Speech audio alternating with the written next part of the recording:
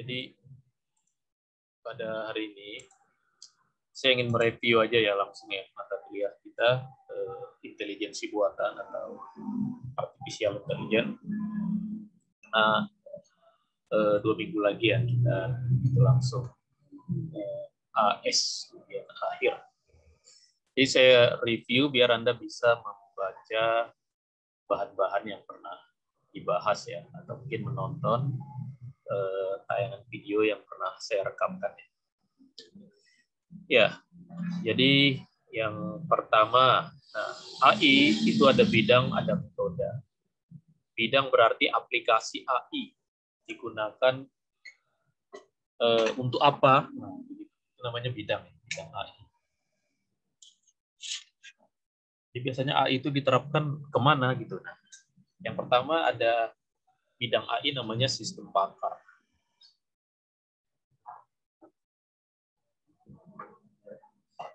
Sistem pakar ya. Sistem pakar ini berarti ada manusia yang pakar, kepakarannya itu dijadikan software. Sehingga kalau orang perlu bertanya ke dia, nggak perlu bertanya ke orangnya, tapi bertanya ke programnya. Nah, program itulah namanya sistem pakar. Expert system. Expert system. Tapi berarti syaratnya adalah kalau kita mau membangun aplikasi sistem pakar, harus ada orangnya dulu kita carikan. Kita cari orang yang pakarnya, karena nanti apa yang ada di dalam apa yang dia ada di dalam kepakarannya lah yang mau kita buatkan dalam bentuk software, dalam bentuk program. Nah, program seperti itu namanya sistem pakar. Itu yang pertama. Oh ya, di AI sistem pakar ini termasuk yang paling banyak diterapkan. Ya, bidang AI paling banyak menerapkan sistem pakar.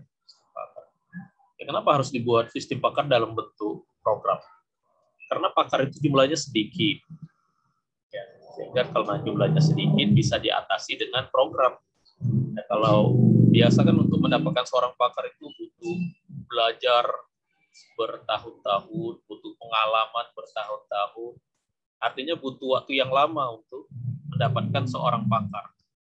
Nah, maka kalau kepakaran bisa kita jadikan sebuah program, berarti kelangkaan manusia pakar itu bisa diatasi dengan adanya program sistem pakar. Ya, aplikasi AI yang pertama booming sendiri adalah sistem pakar. Waktu kita kuliah di awal-awal kan. Pertama kali booming itu namanya aplikasinya jenis sistem pakar untuk mendiagnosa penyakit kelainan darah itu dulu kan. Ya, siapa yang ingat apa nama aplikasi? Ada yang ingat nggak? Aplikasi AI yang pertama membuat orang terkejut ya, wah ini hebat ini aplikasi. Itu aplikasi kedokteran. Ya, namanya Machine ya. Aplikasi Machine. Oke, itu yang pertama. Yang kedua, pattern recognition.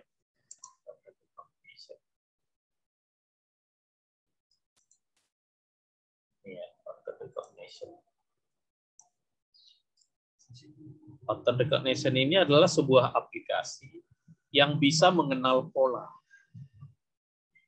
Kenapa aplikasi yang bisa mengenal pola dianggap aplikasi AI? Ya, aplikasi cerdas ya, AI itu kan cerdas ya. Kenapa disebut aplikasi yang cerdas? Ya. Karena komputer konvensional tidak bisa mengenal pola. Komputer yang konvensional itu dia hanya bisa mengenal huruf, mengenal angka, gitu. Tapi nggak bisa mengenal pola. Ya, pola itu misalkan tulisan, tangan, gambar. Jadi kalau kita tanya ke sebuah komputer, ada gambar anjing misalkan, ini gambar apa? Nah, komputer akan sulit untuk mengenalinya, recognition-nya akan sulit untuk mengenalnya. Ya. Akan sulit untuk mengenalnya. Sehingga ya untuk kalau ada program yang bisa mengenal pola seperti apa yang bisa mengenal pola. Jadi mengenal pola ini kan pekerjaan manusia ya, bukan pekerjaan komputer. Tapi kalau ada program komputer yang bisa mengenal pola, dia tahu menyatakan sebuah gambar itu gambar apa. Atau kalau yang sederhana, dia tahu kalau orang menulis pakai tulisan tangan, dia tahu itu A, itu B. Gitu. Tapi kalau hurufnya huruf cetak, nah itu aplikasi komputer biasa. Tapi kalau aplikasi komputer yang bisa mengenal huruf dengan tulisan tangan, nah itu namanya aplikasi pattern recognition. Ya, jadi bahasa Indonesia-nya mengenal pola, ya, recognize ya, mengenal pola. Adalah aplikasi yang bisa mengenal pola. Oke. Itu yang kedua. Yang ketiga, natural language processing, ya, biasa disingkat dengan NLP. Natural language processing. Pengolahan bahasa alamiah. Yaitu sebuah program yang bisa mengenal bahasa manusia sehari-hari. Nah, natural language ini maksudnya bahasa manusia. Apakah bahasa itu dalam bentuk tulisan atau dalam bentuk ucapan lisan? Kalau komputer biasa nggak kenal ya, komputer biasa dia nggak kenal. Setidaknya dia nggak kenal artinya. Atau kalau kita ngomong, komputer itu dia nggak tahu ya. Misalkan kalau saya bilang ketik huruf A, nah, komputer itu dia tidak tahu. Kenapa? Karena dia tidak bisa mengenal bahasa manusia. Nah, maka program yang bisa mengenal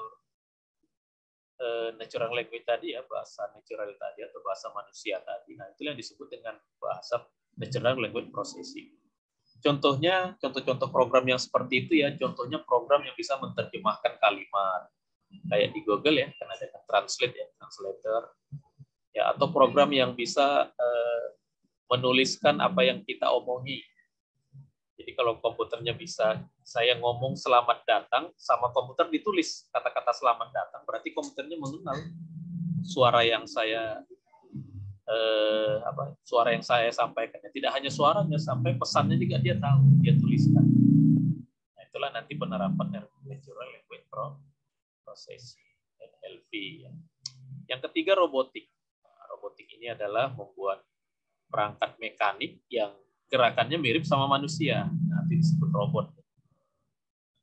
Jadi robot itu termasuk sebagiannya itu bidang AI, tapi tidak semua ya. Robotik itu perpaduan bidang mesin, elektro, informatika. Jadi bisa dihasilkannya sebuah robot itu karena kerjasama beberapa bidang, beberapa jurusan. Tapi bidang ini kalau di bidang informatika, robotik itu termasuk kajian di bidang AI ya, AI, di bidang intelijensi buatan. Kemudian game ya, ini pertemuan kedua ya, ini game. Game itu produk AI ya. Game itu produk, kenapa? Karena game itu kan cerdas, dibuat untuk melawan manusia. Manusia itu cerdas. Kalau gamenya nggak cerdas, orang bosan menggunakan gamenya. Jadi game itu walaupun kelihatan untuk bermain-main, tapi aplikasinya itu aplikasi cerdas. Ya, aplikasi cerdas ya, termasuk aplikasi intelijen, artificial intelligence.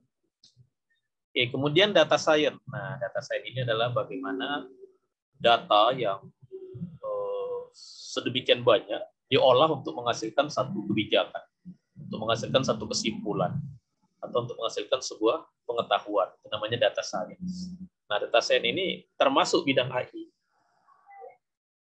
Data science itu termasuk bidang AI, atau nanti termasuk juga dia di bidang data mining ya. Ada yang belajar data mining. Oke, itulah bidang-bidang AI yang cukup populer ya saat. Bidang AI yang cukup populer. Nah, sekarang metode. Nah, metode itu maksudnya apa? Metode itu bagaimana program AI itu dibuat. Cara buatnya bagaimana? Itu namanya metode AI. Nah, metode AI itu ada dua, ada yang konvensional, metode lama maksudnya ya, konvensional ya. Yang kedua metode modern. Metode modern ini maksudnya metode baru, sering juga disebut soft computing. Ya, metode modern itu sering disebut soft computing. Soft computing itu tiga aja, fuzzy, genetik, neural. Ya, fuzzy, genetik, neural. Kalau dipanjangkan, fuzzy itu jadi fuzzy logic. Genetik itu jadi genetik algoritma ya, algoritma genetik. Natural language itu jadi natural neural ya. Neural itu menjadi neural network atau artificial neural network. Neural itu jaringan saraf, genetik algoritma genetik, fuzzy itu logika fuzzy. Itu yang modern. Jadi metode AI itu ada yang metode lama, ada yang baru. Kalau yang baru berarti implementasinya soft ya, soft berarti soft pakai program. Ya, program.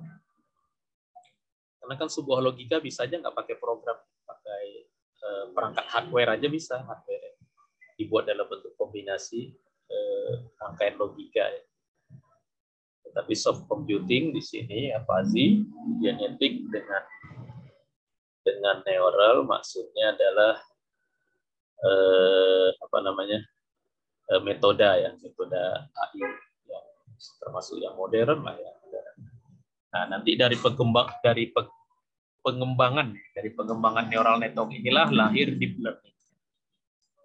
Adalah yang saat ini sangat terkenal, metode yang sangat terkenal yaitu deep learning.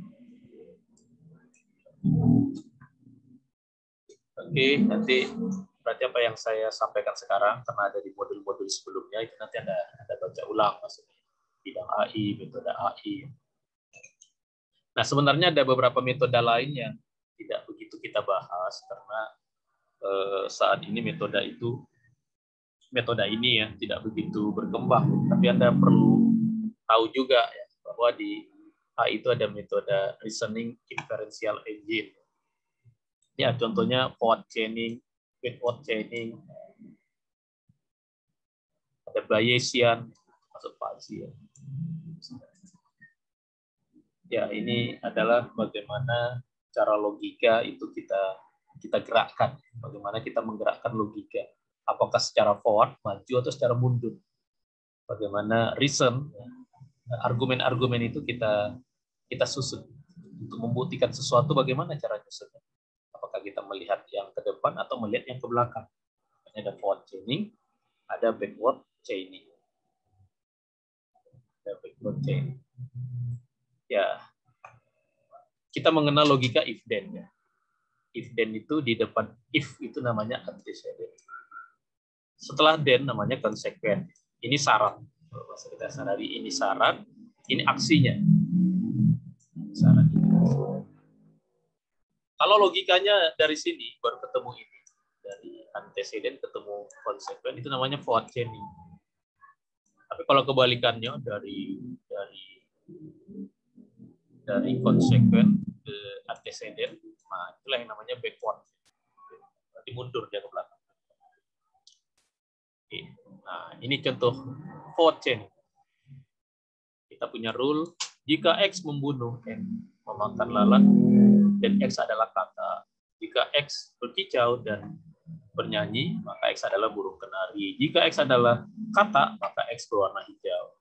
Jika X adalah burung kenari, maka X berwarna kuning. Nah, ini contoh rule-rule yang mau digunakan. Nah, sekarang, kalau ada fakta yang mengatakan si Anu membunuh, si Anu memakan ulat. Nah, ini kesimpulannya apa?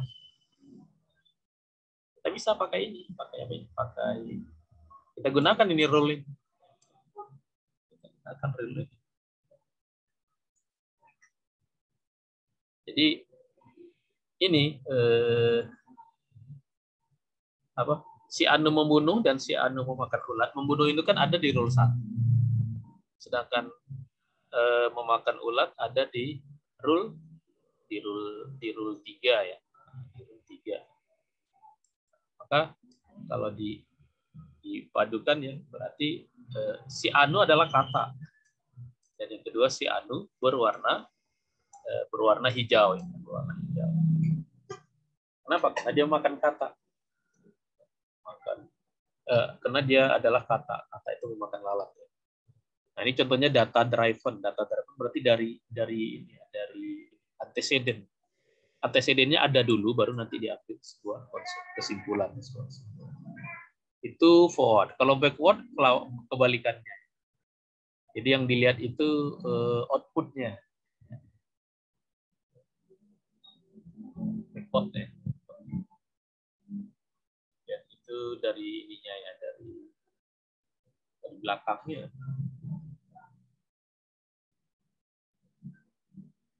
Nah kalau nanti backport itu namanya goal driver.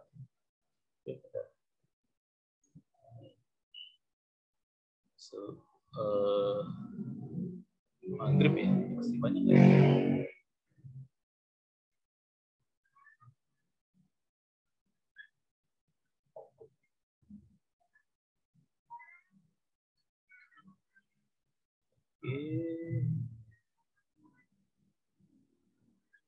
Nah, saya nanti mau mereview tentang AI search.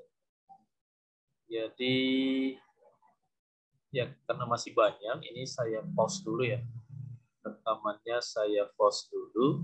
Saya pause ya. Nah, saya pause. Oke, udah ya. Nah, kita ini maghrib dulu lah sebentar. 10 menit nanti dilanjutkan ya. Dilanjutkan tentang review untuk kuliah hari ini. Oke, Pak. Ya, maghrib dulu. Nah, supaya jangan terlalu lama nih maghrib.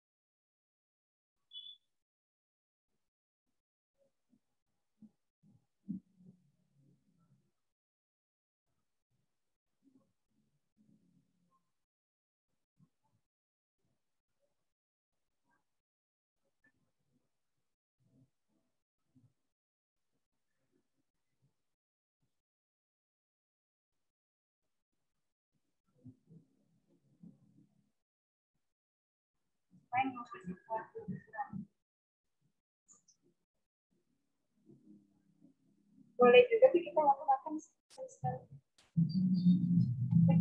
Tadi ya?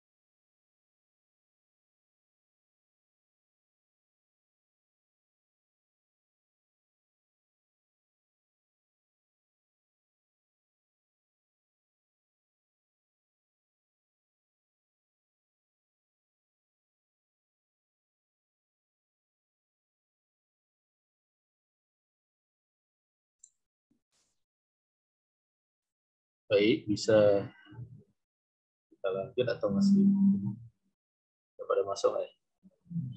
Masuk, Pak. Oh, udah ya. Udah, saya lanjut aja ya, karena nanti ini direkam juga. Jadi dari sini ya. Ini rekamannya saya jalankan lagi. Resup. Oke, baik. Ya, review tentang AISET ya. AISET itu tadi kan masuk kepada ini metode atau metode konvensional, metode lama maksudnya. Jadi AI itu dulu pertama sekali metodenya itu ada namanya AISET. Sebenarnya metode lama ya, tapi untuk beberapa kasus cukup ampuh juga kita gunakan kasus tertentu ya. AISET ini. Nah, AISET itu sendiri kan ada dua ya, ada uninformed search, kemudian ada informed search. Ada uninformed search, ada informed search. Ada dua lah gitu ya. Nah, yang uninformed search kan pernah kita bahas ya, sebelum OTS ya, ada BFS, ada DFS. Breadth first search, ini depth first search. Kemudian nanti ada satu lagi UCS. Apa itu UCS? Ya, Informed Cross Search. Nah, metode search ini aplikasinya kan kemarin di pertemuan tentang yang membahas AISET ini kan sudah ada ya beberapa aplikasi. Bisa untuk pencarian jarak terdekat. Kalau kita mau bepergian dari satu kota ke kota lain, jarak terdekatnya itu dari mana ke mana, ya. Bisa dicari pakai AISET ya, atau permainan catur. Nah, yang paling contoh nyata itu adalah permainan catur. Permainan catur pada AISET, menggunakan AISET ya. Atau puzzle ya, menyusun puzzle itu juga pemecahannya pakai AISET ya. Tentu nanti dengan AISET kan ada ragam metodenya ya tadi ya, ada yang BFS, ada DFS, ada UCS, nanti ada heuristic search. Ya, itu menelusuri dari awal juga saya disebut inisial, dari inisial ke goal, inisial state ke goal state. Nah, kalau mau dari sini ke sini, sebaiknya lewat mana? Nah, kayak yang diperkatakan. Nah, itu harus dicari secara computerized ya. Bukan secara manusia, tapi secara komputerized, dicari di jalurnya mana. Nah, nanti akan muncullah beberapa metode AISET. Ya, kalau untuk yang AISET yang pakai, ya, kan ini kan inform ini artinya menggunakan informasi. Kalau uninformed artinya tidak menggunakan informasi. Inform maksudnya menggunakan informasi apa? Informasi tertentu yang bisa mempercepat penemuan solusi. Informasi tertentu yang mempercepat penemuan solusi tersebut itu disebut dengan heuristik. Jadi heuristik itu apa? Heuristik itu informasi yang bisa mempercepat penemuan solusi pada proses search. Karena kalau ini yang bulat-bulat ini ya, kalau node-nya banyak, kalau kesimpulannya banyak, itu tentu proses pencariannya bisa lama. Maka ada cara untuk mempercepat penemuan solusinya bisa lebih cepat, itu namanya heuristik. Nah, heuristik sendiri kalau secara ininya ya, nanti di dalam program pernah kita cobakan juga kan ngitungnya ini ya. Namanya HN ya. H ini heuristik. Heuristik itu adalah nilai perkiraan. Kalau initial state-nya A, goal state-nya H, dari B untuk menuju H ini kira-kira berapa jauhnya? Kira-kira berapa? Nah, kira-kira itu namanya perkiraan. Jadi HN itu nilai perkiraan dari node tersebut, misalkan dari B ke H, tersebut ke goal state. Nah, ada satu lagi GN. Kalau GN itu bukan nilai perkiraan, tapi nilai yang pasti. Ya, nilai pasti berarti adalah nilai dari awal ke node itu saat ini. Jadi kalau saya berada di B, dari inisial kan A. Dari A ke B itu berapa jaraknya? Oh, ini ada angka 3. Ini angka 3 ini pasti, bukan perkiraan. Tapi kalau dari B ke H itu perkiraan. Perkiraan. Disebut dengan estimasi ya, nilai estimasi. Nah, nilai perkiraan itulah yang disebut heuristik. Disingkat dengan HN, nilai yang pasti itu disebut GN. Kedua angka inilah GN dan HN yang bisa digunakan pada proses search. Yang sudah kita lakukan. Kalau yang digunakan GN, maka prosesornya namanya uniform search. Kalau yang digunakan HN, maka prosesornya namanya A algorithm. Kalau dikombinasikan GN dengan HN, maka disebut A star. A star. Kalau hanya GN saja, tetapi hanya di state itu saja, itu namanya greedy. Kalau HN tapi hanya di state itu saja, itu disebut hill climbing. Sehingga nanti metode Eisen itu ada BFS, ada DFS, ada UCS, ada A algorithm, ada A star algorithm, ada greedy algorithm, ada hill climbing algorithm. Ya, itulah review tentang Eisen. Nanti masuk di UAS ya sekitar 20% nanti ada soal tentang Eisen ini. Maksudnya Anda baca lagi walaupun ini materi di UTS, tapi di UAS nanti soal ini ada lagi. Oke, next. Berikutnya, nah program komputer ya perlu memiliki kemampuan untuk melakukan penalaran hal-hal yang tidak pasti. Uncertainty, tidak tertentu. Kenapa? Karena kemampuan manusia cerdas itu kan karena dia bisa memikirkan hal-hal yang tidak jelas, ya, uncertain ya, hal-hal yang belum jelas. Yang disebut dengan uncertain. Nah, maka secara statistik muncul beberapa metode untuk mengatasi uncertainty. Nah, inilah yang biasa dikenal. Ya, nanti Anda akan sering dengar ya, atau mungkin sudah pernah mendengar ya, Bayesian, Hartley, Shannon, Dempster-Shafer, Markov model, Zadeh, atau Fuzzy ya, Fuzzy. Ini metode-metode inilah yang bisa digunakan untuk mengatasi masalah uncertainty research. Nah, cuma nanti bisa diukur tingkat kepercayaan, karena kan sesuatunya itu kan tidak jelas gitu ya, tidak jelas. Yang agak lama kita pelajari itu adalah fuzzy. Fuzzy adalah salah satu konsep yang ketika diterapkan bisa memecahkan masalah yang tidak jelas dengan caranya, cara fuzzy sendiri. Ya, nanti bisa diukur, oh ini tingkat kepercayaannya berapa. Itu kalau pakai Bayesian. Nah, Bayesian juga termasuk metode yang banyak digunakan pada pada program-program kita ya, dan masalah ketidakpastian ini. Kalau di statistik, masalah ketidakpastian itu kan namanya probability ya. Teori kemungkinan. Nah, itu teori. Jadi kemungkinan itu ada teorinya. Ya memang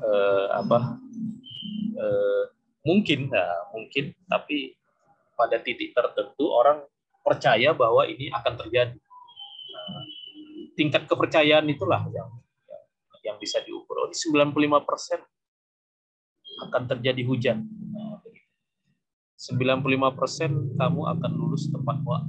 Itu namanya probability. Jadi probability itu ada nilai persennya. Berarti masih ada kemungkinan nggak terjadi. Kalau disebut 100% akan terjadi ledakan gunung Merapi. Itu pasti. Wah, ini udah pasti nih besok ada gunung Merapi yang meledak. Tapi kalau probability nanti ada unsur. Ada cara menghitungnya gitu ya. Kalau Anda sudah belajar Bayesian di statistik, di Bayesian itu ada pengukuran tingkat tingkat kepercayaan dari satu eviden ke eviden yang lain. Oke, ini listening tadi ya, ini balik ya ke belakang. Oke. Nah, kemudian tentang proses rekayasa knowledge.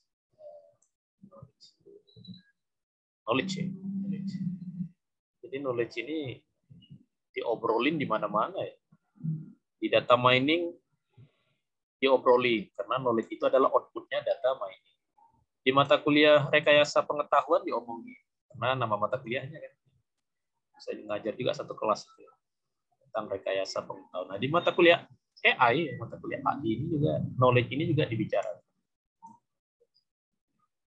Kenapa knowledge? Karena cerdas itu bisa dibuat berbasis knowledge. Ya, berbasis knowledge base. Berbasis knowledge maksudnya kecerdasan apa? Sistem atau aplikasi yang cerdas yang kita buat itu memecahkan masalah dari knowledge yang kita tanam di sistem itu. Nah, sehingga mau coba tanya knowledge itu apa, Pak? Kalau dia dalam bentuk program. Ya, kalau dalam bentuk manusia, knowledge itu apa ya? Bisa dalam bentuk buku, dalam bentuk terlihat dalam bentuk keterampilan orang tertentu. Ya. Bisa juga terlihat dari kemampuan seseorang berbicara, kemampuan seseorang di dalam mencapai sesuatu, knowledge. Nah, kalau dalam program knowledge itu gimana? Macam-macam. Kalau di Fuzzy, knowledge itu berbentuk rule. Kita bicara di Fuzzy ya, itu berbentuk rule.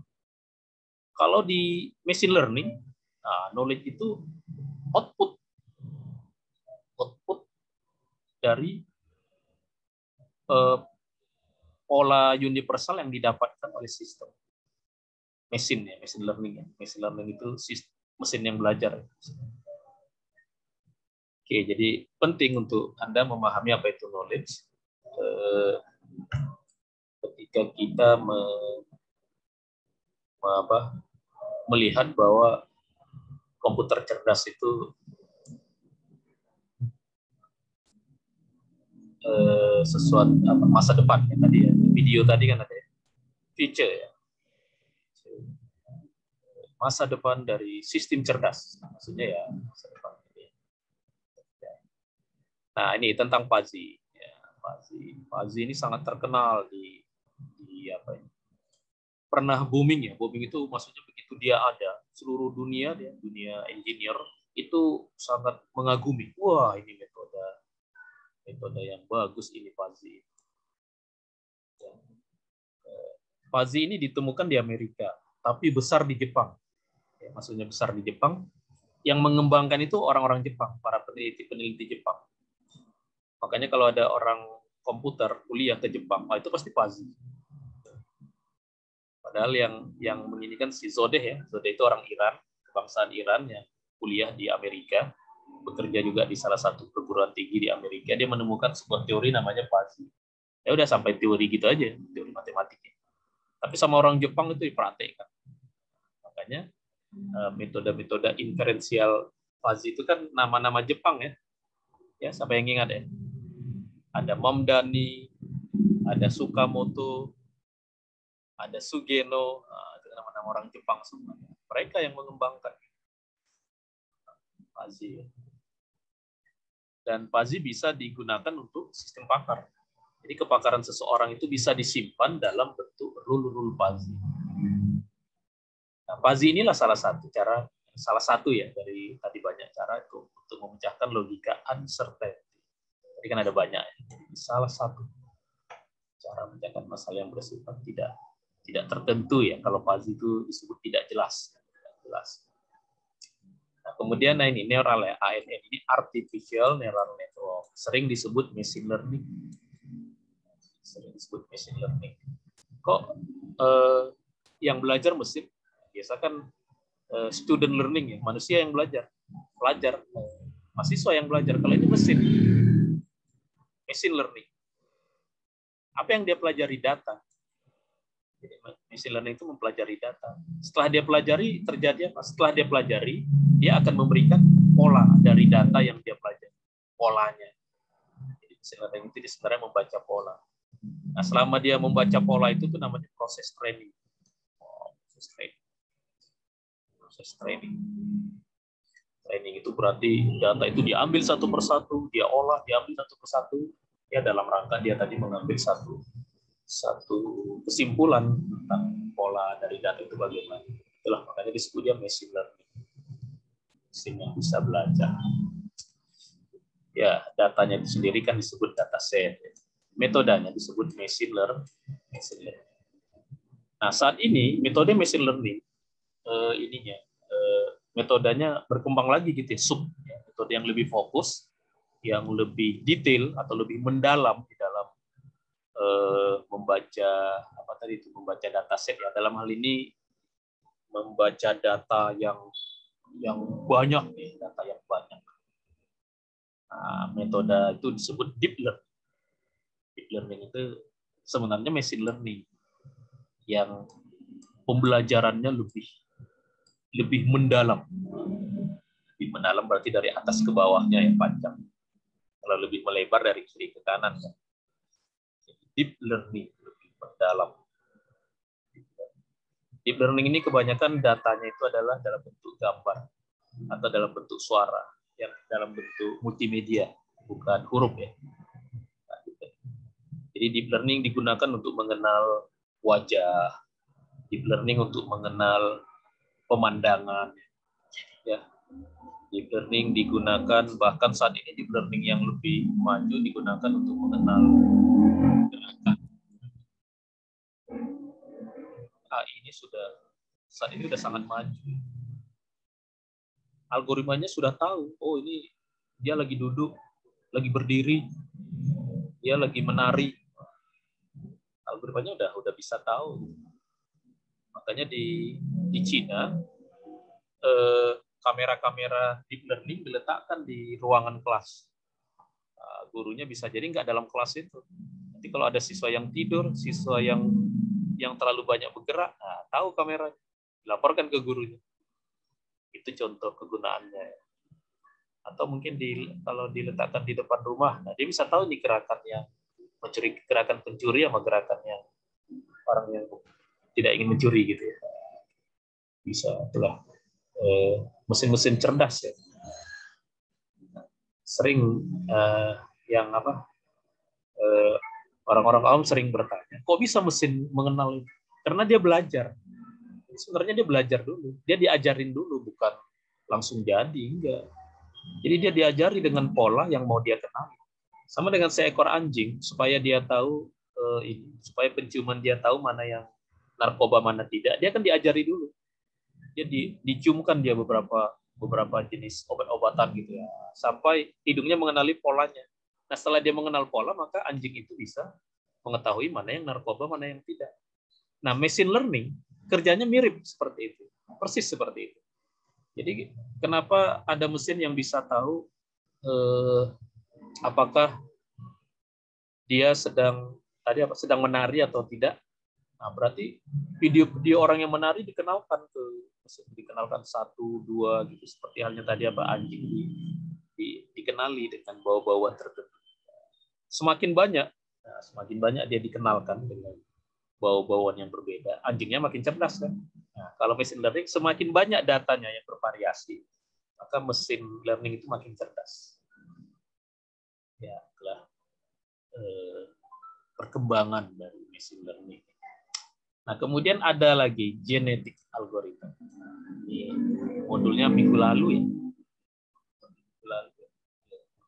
Genetic. Bisa Anda baca lagi lah ya. Ini ada tugasnya. Kemudian kemarin ada tugas lab, tapi programnya nggak jalan kemarin saya install. Kita ini. Kalau biasa kita ada ke lab gitu di mata kuliah ke lab, Anda bisa mencobakan program Fuzzy pakai MATLAB, program neural network yang termasuk genetiknya dan MATLAB program. Jadi kalau ini ya modulnya aja kemarin.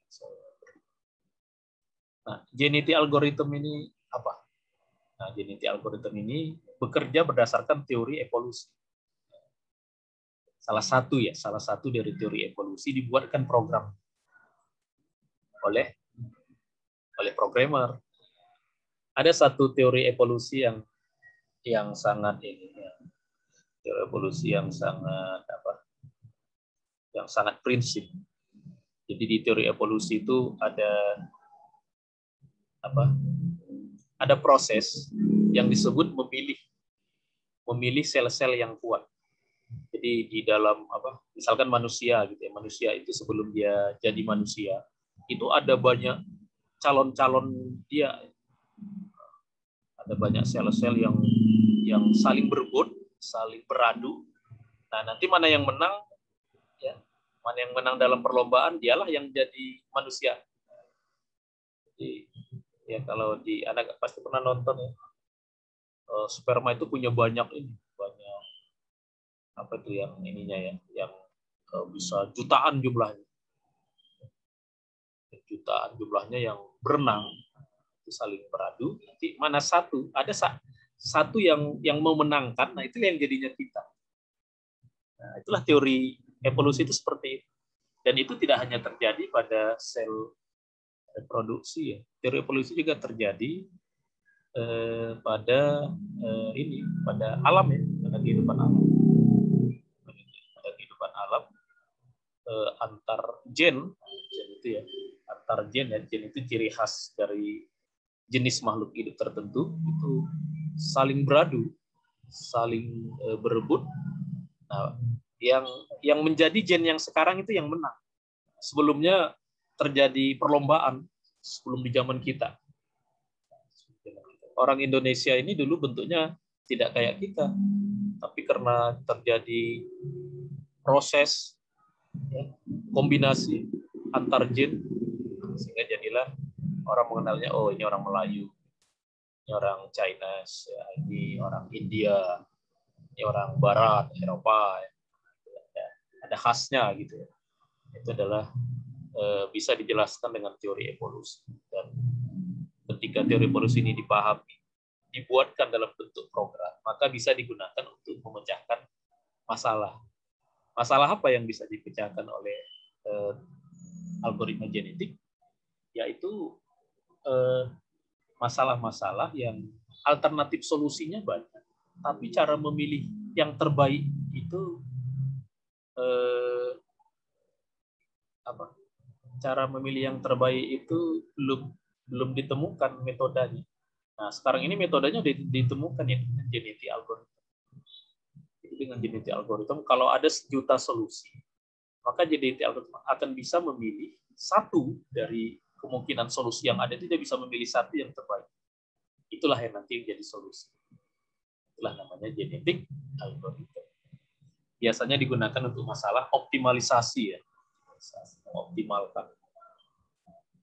Ada beberapa persamaan matematik yang tidak bisa dipecahkan dengan metode lain, tapi pakai genetik bisa ketemu. Karena kalau ada soal, alternatifnya di-generate sendiri, ada 1 juta alternatif, itu bisa dipilih satu. Nah, yang satu itulah yang disebut solusi. Bukan solusi yang benar, tapi solusi yang paling optimal. Jadi di genetik itu solusinya bukan solusi yang paling benar, bukan yang paling benar, tapi yang paling optimal. Artinya sebenarnya dia menyimpang, tapi dibandingkan yang lain lebih menyimpang lagi. Nah, kalau ada satu yang ketimpangannya kecil, nah itu disebut dia yang paling optimal. Oke, itu genetik algoritma. Nanti Anda baca lah. Ini menarik ini karena sekaligus kita bisa belajar bagaimana teori genetik itu konsepnya itu disusun oleh dipelajari di ilmu biologi ya. Tapi jadinya jadi sama orang IT jadi program. Sama dengan ini tadi ya, artificial neural network. Network itu kan saraf ya. Saraf itu maksudnya otaknya manusia. Nah, otaknya manusia itu dipelajari sama orang biologi. Nah, cara kerjanya itu, strukturnya itu yang dibuatkan machine learning. Waktu kita kuliah tentang jaringan saraf ya, ANN ini kan begitu. Jadi dia memang inspirasinya atau ilhamnya ya dari cara kerja otak manusia. Dalam otak manusia itu ada serat-serat yang saling terhubung, ada titik-titik yang saling terhubung yang bisa menyimpan informasi. Satu titik itu disebut neural. Nah, di dalam otak manusia neural itu jumlahnya bisa miliaran. Artinya kalau kita bicara komputer, satu titik itu kalau satu prosesor berarti manusia itu punya jutaan prosesor, bahkan miliaran prosesor. Artinya manusia itu luar biasa. Ya, kalau digunakan dengan benar bisa jauh lebih cerdas dari komputer. Komputer kan prosesornya sedikit ya, nah, manusia lebih banyak. Nah, itulah yang ditiru dengan menghasilkan satu metode namanya artificial neural network. Oke, itu ya review yang bisa saya bacakan ke Anda. Ini tadi udah saya putar tadi pertama ya, tadi baru yang hadir terakhir. Nah ini sambil saya mengabsen, ini silakan Anda tonton kembali. Saya pilihkan satu video dari YouTube yang memperlihatkan bagaimana ke depan bidang artificial intelligence ini akan semakin mempengaruhi dunia. Ya, selamat. Artificial intelligence is making rapid strides.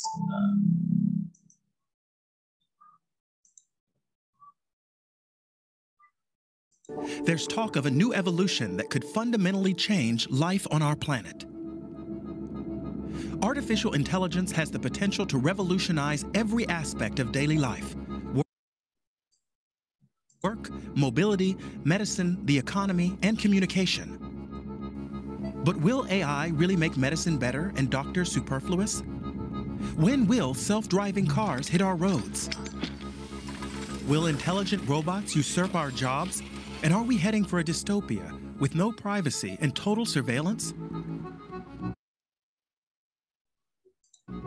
What exactly is artificial intelligence, and how much can it really do? What will change, and what will remain pure fantasy? To answer these questions, we embarked on an exciting journey to meet the scientists working on our future in the US, Britain, Germany, and China.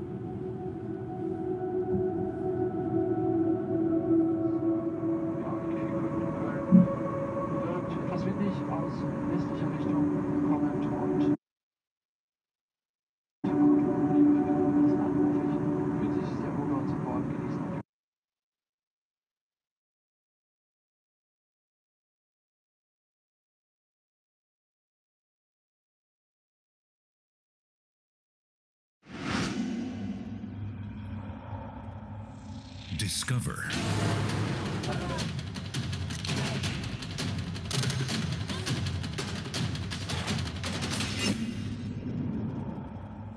The world.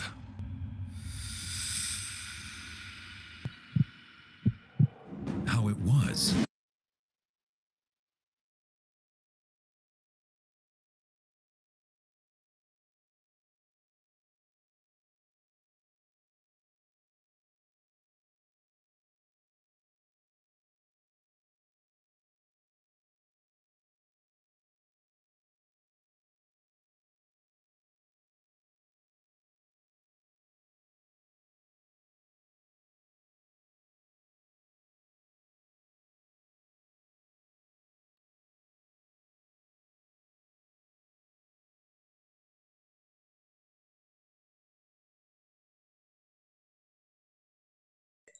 Ada yang belum di absen nggak? Saya Pak. Saya Pak. Saya Pak.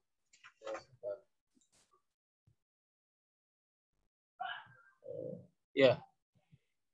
Ya Pak, Stefan. Steven Pak. Iya Pak. Iya Pak. NIM-nya. 2018 230 066. 2018. Itu Pak. Oh, lagi. Masih Pak Yasir Pak. NIM-nya Yasir. 2018 230101. Saya Lagi. Pak 019. NIM-nya. Arel Pak.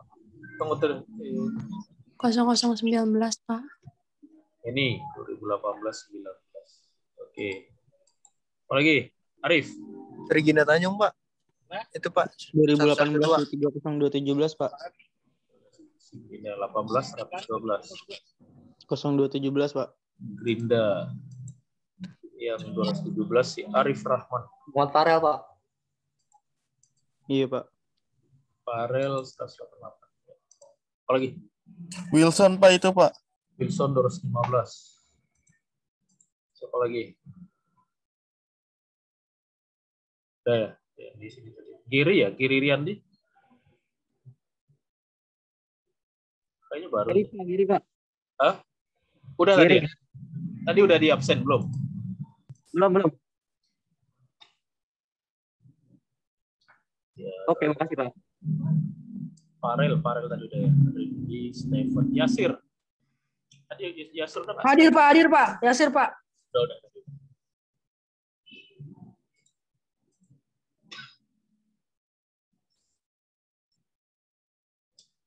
Ya. Oke, nah, jadi UAS materi kita itu yang ada 25% itu materi yang UTS masih dimasukkan ke soal UAS. Nah, yang lain kita kebanyakan tentang soft computing ya. Soft computing itu mulai dari fuzzy, neural network, genetic algorithm, itu namanya soft computing. Bentuk ujian masih pakai waktu tes kuisis, tapi ujiannya dikontrol oleh instrukturnya, oleh saya mas. Gitu. Jadi kalau dikontrol berarti Anda nggak bisa mempause, Anda nggak bisa menemukan kunci jawaban ya. Ini kan kalau Anda tahu, kan bisa kunci jawabannya bisa ini. Nah, kalau ada yang berpikiran seperti itu, lebih baik Anda belajar. Nah, nanti nggak bisa. Karena kuisis sudah ngasih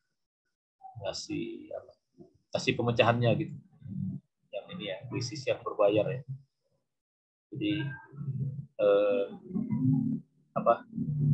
ya memang pakai kuisis, tapi yang nggak bisa Anda hack.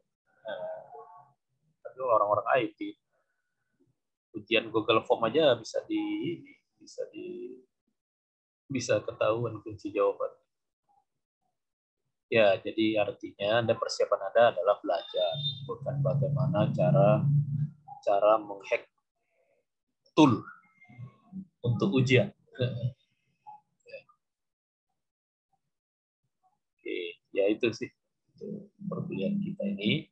Ya, mudah-mudahan dengan apa yang kita bahas, Anda bisa gunakan untuk memotivasi Anda saat Anda nanti harus menggunakan AI gitu. Mungkin bisa jadi Anda kerja, perusahaan Anda membutuhkan orang yang paham tentang AI. Setidaknya itu bisa memotivasi ya. Karena konsepnya adalah ya, kalau Anda konsep belajar kita, konsep belajar orang-orang dewasa adalah belajar karena dorongan dirinya sendiri kan. Nah, itulah ya kita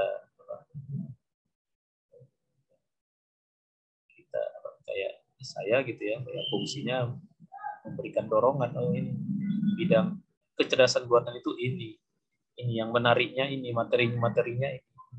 Nah, kalau Anda ingin belajar, silahkan dari sumber yang banyak sumber yang udah disampaikan ya di kuliah. Oke, itu ya. Jadwal belum muncul, jadwal UAS belum muncul. Jam 5 ya. Kalau jam 5 biasa minggu pertama. Kita ujian mulai tanggal 12 Juli.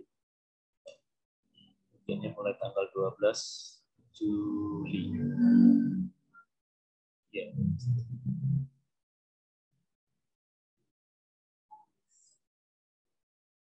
Oke, ada pertanyaan?